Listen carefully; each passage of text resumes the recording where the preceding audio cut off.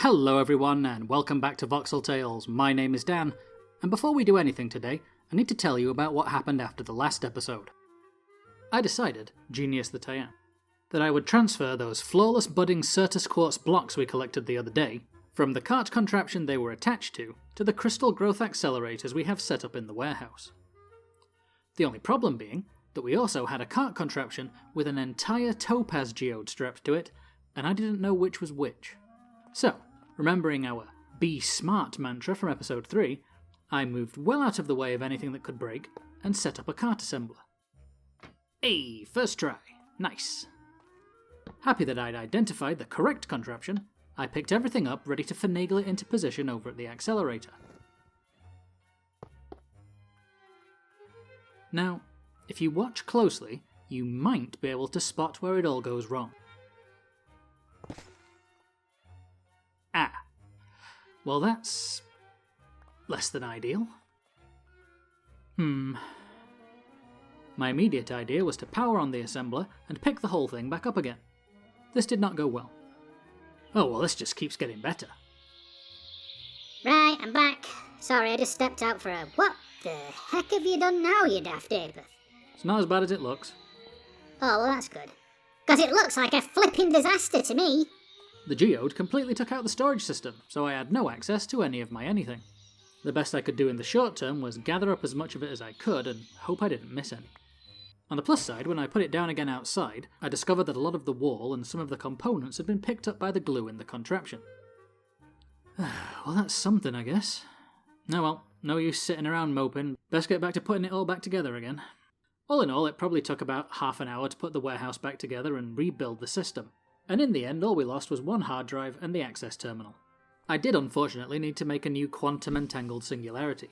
But because I have zero faith in my ability to not cock things up, I'd left the matter condenser running over at the power station, and by the time I went to get one, I had 9 singularities waiting for me. Once the system was fully back up and running, I had another stab at getting a budding block in place. And that brings us roughly back up to now, when I've also contraption tricked a budding Topaz in here and onto a growth accelerator. But as it turns out, I didn't need to contraption trick it. Unbeknownst to me, the Carry On mod has a setting that's off by default, which lets you pick up standard blocks as well as the entities that it already let you pick up. Oh yeah, I also mined out the geode and just left the budding blocks floating about. Anyway, let me show you what I mean. See? You can just pick them up. Wish I'd known this a few episodes ago when we were struggling for Certus quartz. Anyway, what's done is done. Let's go get this onto an accelerator and then we can crack on. There, already growing. Nice. So, I don't know exactly what these crystals are for, other than that they have something to do with the pigment pedestal we made a while ago, but it also stands to reason that only having one of them isn't going to do as much good. And if we search for budding blocks, you can see that there's a fair few other varieties we can get, like moonstone, citrine, and onyx. Then there's Minecraft's own amethyst, as well as all these other ones from different mods. So my thinking is that if we're ever going to need these crystals, it makes sense to put in the work now so we can have them on hand. And it just so happens that the last time we went to the desert we found an amethyst geode and set up a waypoint for it. So I'm thinking we head there and snag a couple of blocks. Oh, but before we do, check this out. Remember how the quadricopter couldn't strafe, so it was a bit awkward to build with? Well, wouldn't you know it, but right after I fanny about making a data pack so we can build a jetpack to replace it, I find out that the mod is updated and it can strafe now. Believe me, I was thrilled when I found out. Anyway, just to be on the safe side, I went and topped up the jetpack air tank. Still love that ping. Topped up the durability on my tools, and then went to get Philo from the barn. Hey guys, how we all doing? Just coming to get Miss Philo, we're gonna go get some crystals.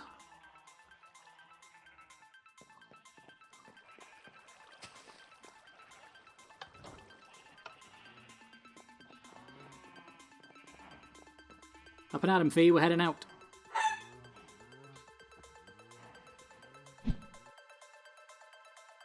To the desert! There she blows, Fee. Let's sit down somewhere nearby. Oh, hello. Who set up a sun umbrella? Better go check it out, eh, girl? Hey, cookies and bottled water. Just what a man needs for a day out in the desert. Incredibly, right in front of the waypoint marker, I found a deposit of gypsum crystals, and wasted no time acquiring a budding gypsum block for our collection, which was swiftly connected to a cart contraption for transport.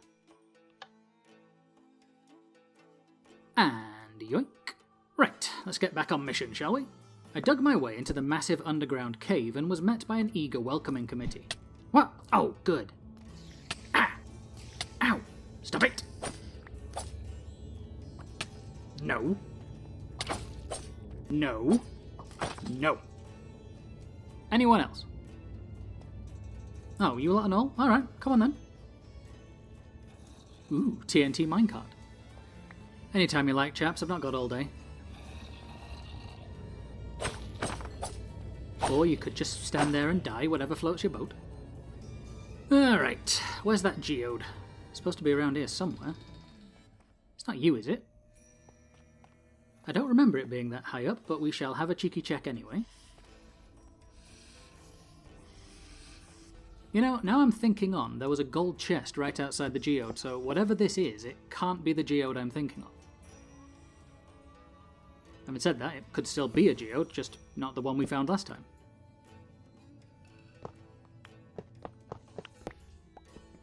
There you go. What have we got here? Preservation stone.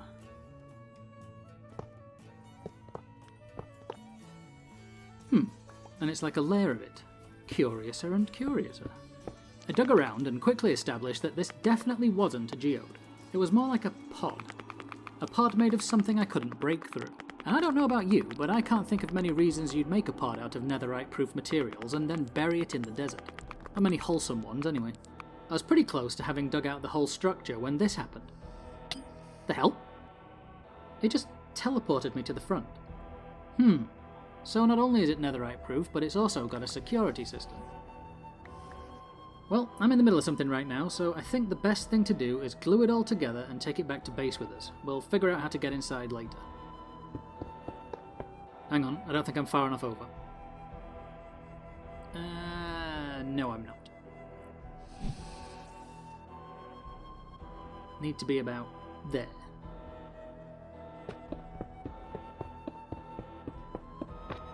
And go. Well, that didn't work. And it seems to have unglued it all too. Good. Is it because the door is made of bedrock, perhaps? Also no. Looks like this thing's just immovable.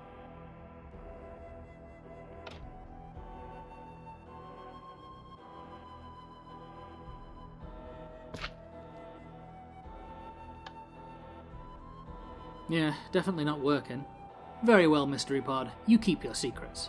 But I'll be back once I figure out how to crack you open. And mark my words, I will figure out how to crack you open. Very powerful. Shame you're talking to a wall.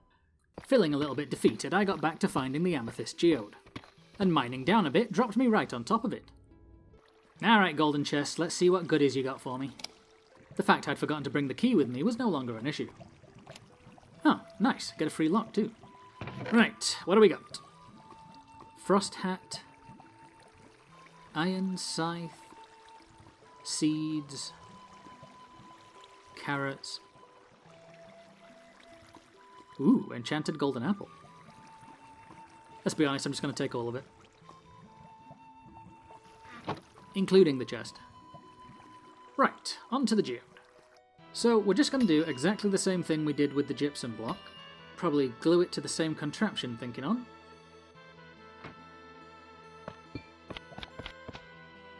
In fact, to save us coming back, we'll glue another couple onto this end.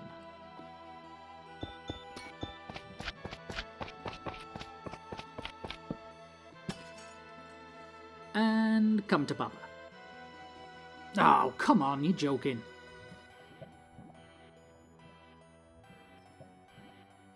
Yeah, good. You can't connect amethyst buds to contraptions either. Good. Fantastic, even. Alright then, Plan B. Plan B involves the use of these cardboard boxes. Friend of the channel, Garbage Data, has mentioned a couple of times that they might work to pick up budding amethyst. So let's give it a go. Well, that didn't work. maybe shift click? No. Oh, hang on, got an idea. What if it's more of a literal way of using cardboard boxes, and I just have to pick the block up and put it in the box manually? Well, so much for that idea. What about on top? Or the side? Well, unless I'm being dumb, I'm going to say this doesn't work. At least in this use case. So I suppose we go on to Plan C. Plan C, full title, Plan Clearly You Underestimate How Stubborn Dan Is, involved digging a shaft all the way to the surface, flying Philo back to Podnik, hunting down an Enderman for Ender Pearls, turning those into Abyss Watchers, and then using those to make a Waystone, flying all the way back to the desert under jetpack power, taking the shaft route back to the geode, setting up the Waystone to get back here quicker, and then manually carrying a budding amethyst block back to the warehouse. Twice. On my way back the second time, I came across a mangrove swamp and gathered up some roots, logs, and propagules. These ones are a kind of pale greenish colour. I bet they'll be nice to build with. Alright, that's done. Question is, do I make one more run to get another budding gypsum? Of course I do. Only having one would be silly. So what do you use them for, anyway? No idea. Right, that's better. 2 of each, you know, that feels like a good number to have. Now all I gotta do is tidy up these topaz blocks outside. Thing is, I can't bring myself to break them, not after all the faffing about we did to bring them here. So I think I'm gonna just stack them in the corner of the warehouse for now. It's not like we haven't got room. Yeah, over here I'll be fine. But you don't need to watch that, so with a bit of editing magic... Boom, done. And now it's storming outside. It's supposed to be spring any day now, you know? Wouldn't think it, looking outside. Anyway, on to the next job for today. We need to set up a crystal growing area, and I think right over here will be perfect.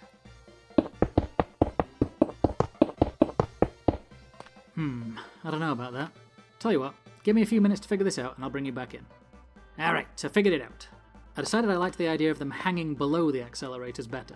Plus it makes more sense for me to be able to walk around them and harvest all 5 sides without jumping up. But why aren't these two doing anything? Oh, it's because they only grow on top. Well, that's going to ruin the aesthetic. Well, I don't like that, but at least it works. Well, I guess both of them can go over here, and that'll leave us 2 empty slots for another crystal. The following morning, I set my sights on finding another budding block to add to the crystal area. The obvious choice was to get my hands on budding Citrine, so we had all 3 pigment pedestal crystals. Lucky for me, the item index gives us a clue as to where to start looking. So, somewhere around Y level 44 to 50. Right, let's do it. So I topped up the jetpack, and wanting to make the search more efficient, I made some netherite, in order to upgrade my old and busted diamond hammer, and then put mending on it so it could be made fighting fit for the task ahead. After another XP shower, I got to roughly the right Y level, picked a direction, and just started digging. You want to know what I found? Nothing. Bupkis. Zilch. Well, that's not entirely true. There were a bunch of caves. A fair few nasties. And I guess for what it's worth, a bunch of different coloured shimmering mushrooms.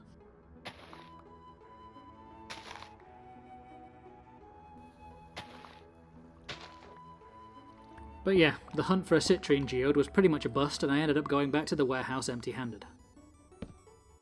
Right, so I'm a dumbass. You see that? That's a budding Citrine block. Yep, because I found a geode, and I recorded myself finding it.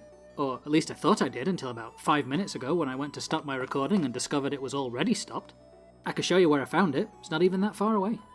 I was like, right, I tunneled west last time, so this time I'll tunnel east instead. So I came out here and went over the river so there wasn't a big hole next to the warehouse. So blooming stupid. Right, so there it is, there's the hole I dug. Dug down here because we had to get to around Y45. Found this neat calcite and azurine layer. Dug a bit deeper and then went all the way over here. Turned around and went back.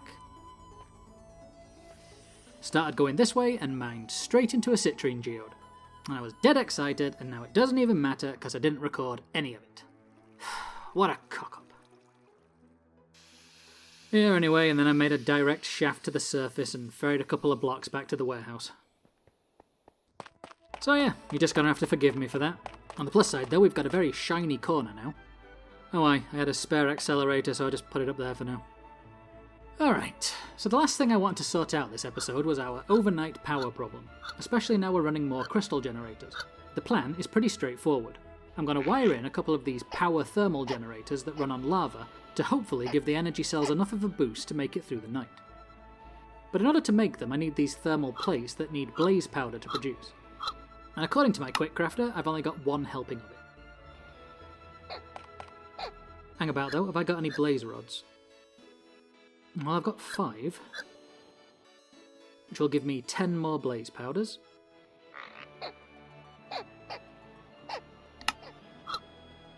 So I can make 2 thermal plates, which is nowhere near enough. Right, best go farm some. Oh, in case you were wondering what those noises were just now, I found this pelican hanging around outside and recruited him. But anyway, blaze rods. Gonna have to sort this mess out too once the snow finally melts.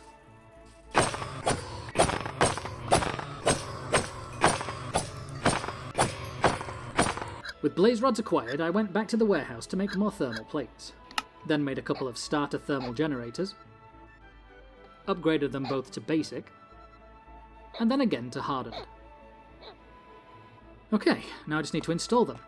Time-lapse time!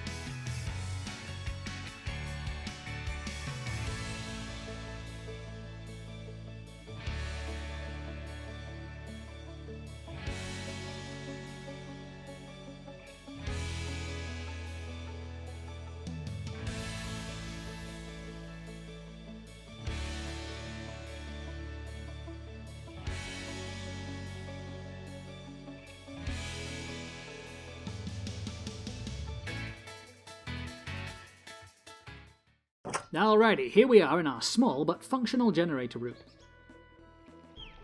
I've got the 2 thermal generators hooked up, with lava beneath for fuel, and a water wheel powered pump pulling water in to keep them cooled. They connect to this energy acceptor to convert their FE output to AE, and then that is connected directly to the backup energy cells inside. Oh, a button to actually open this door might help, eh? So what do we reckon to this then? I think it conveys the "do not enter, this is dangerous" vibe a power room needs. Although maybe it is missing something. There we go, barbed wire fence, just what the doctor ordered. Right, I guess all we need to do now is wait until night time to make sure it works. Alright, flash forward to now, and to kill time until the sun goes down, I've been erecting some girders to make this corner look a bit more integrated into the building. Nothing impressive, but more importantly, night is falling, which means soon everything will be running off the backup system. So let's go check the thermal generators.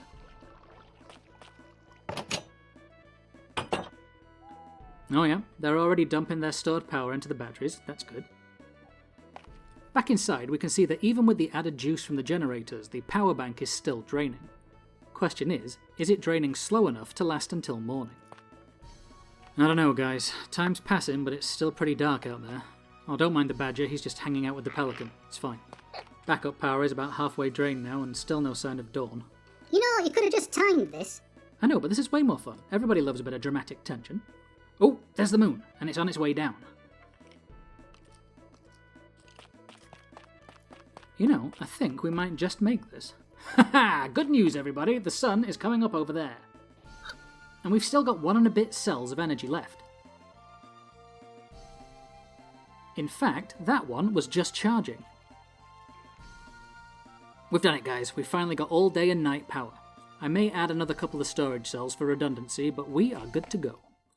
And with that, we shall call it an episode. As always, thank you so much for watching. If you enjoyed the show, then help us grow by subscribing and leaving us a cheeky like and a comment below.